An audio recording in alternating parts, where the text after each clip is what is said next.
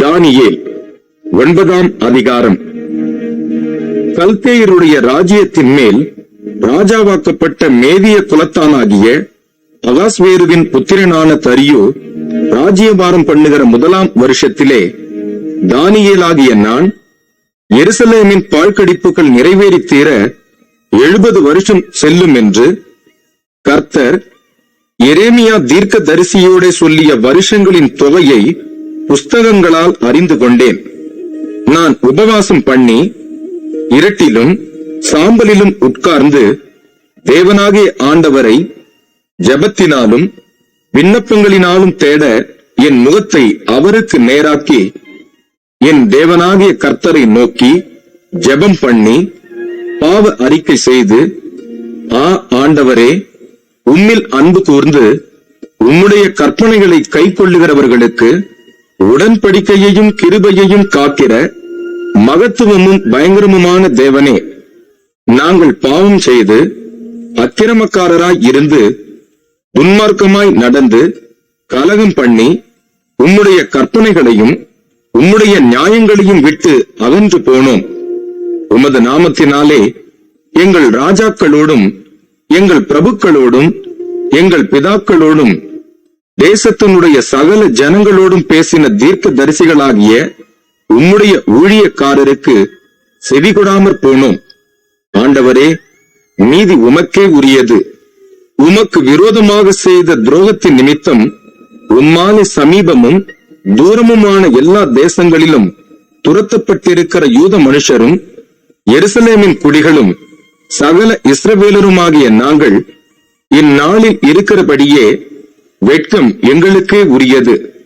ஆண்டவரே, உமக்கு விரோதமாக பாவம் செய்தபடியால் நாங்களும் எங்கள் ராஜாக்களும் எங்கள் பிரபுக்களும் எங்கள் பிதாக்களும் வெட்கத்துக்குரியவர்களானோம்.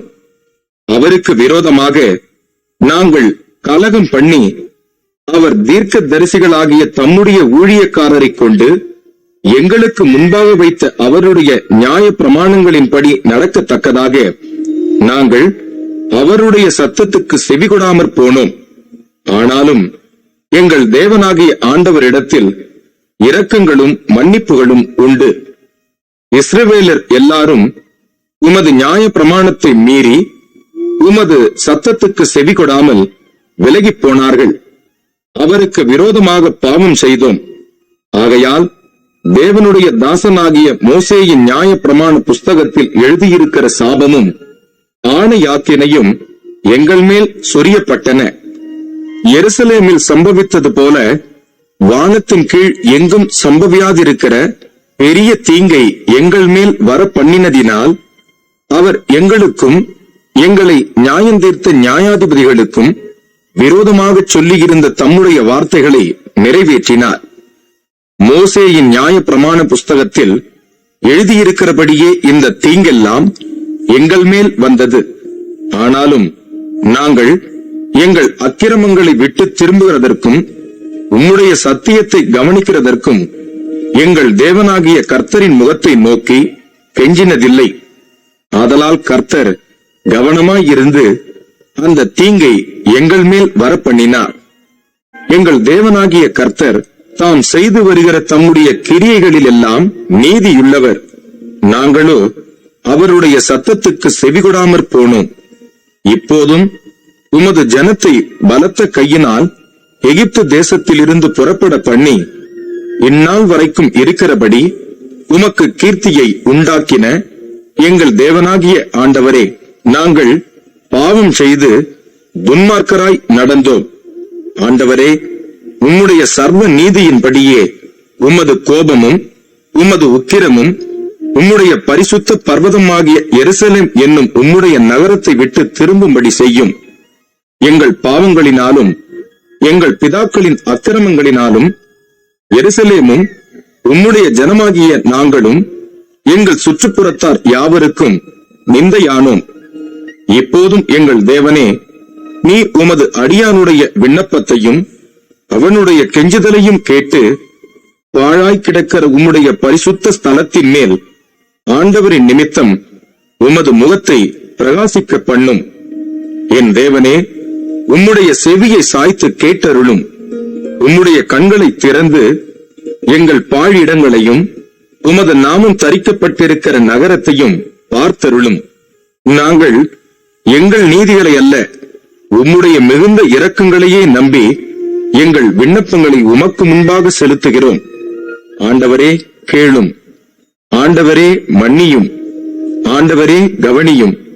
என் தேவனே, உம்முடைய நிமித்தமாக அதை தாமதியாமல் செய்யும். உம்முடைய நகரத்துக்கும் உம்முடைய ஜனத்துக்கும் உம்முடைய நாமம் தரிக்கப்பட்டிருக்கிறதே என்றேன்.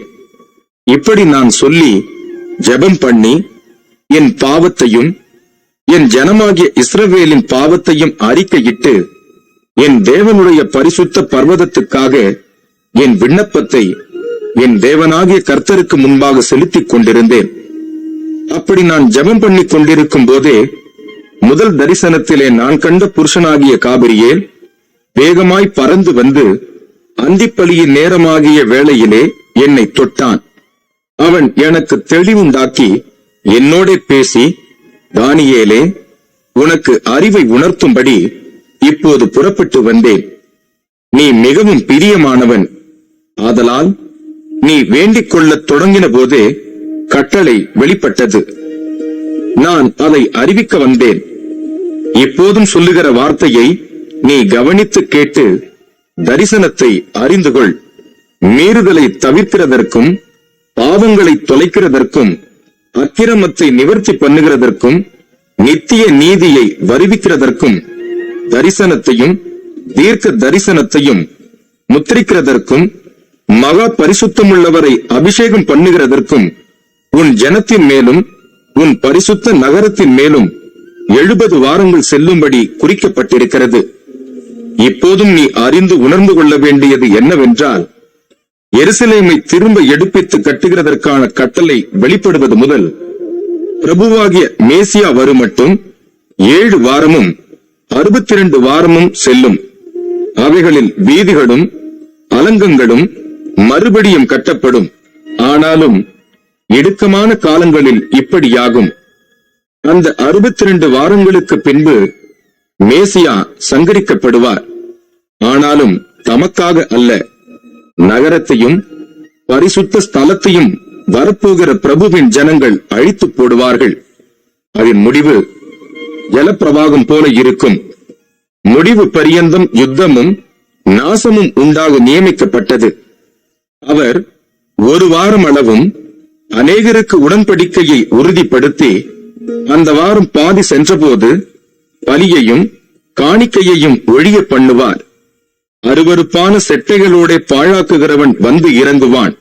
நிர்ணயிக்கப்பட்டிருக்கிற நிர்மூலம் பாழாக்குகிறவன் மேல் தீரு மட்டும் சொரியும் என்றார்.